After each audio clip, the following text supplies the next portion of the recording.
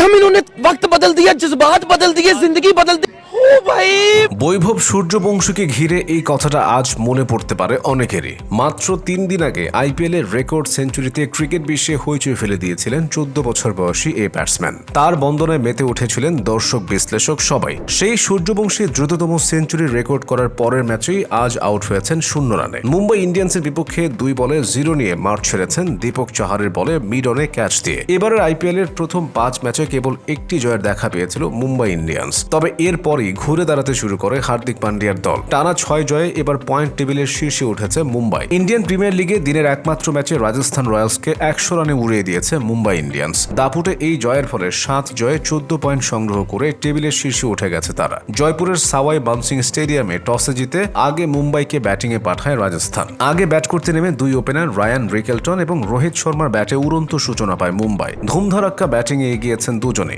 Rickelton রোহিতের কার্যকরী ব্যাটিংয়ে রকেটের গতিতে রান তুলেছে মুম্বাই।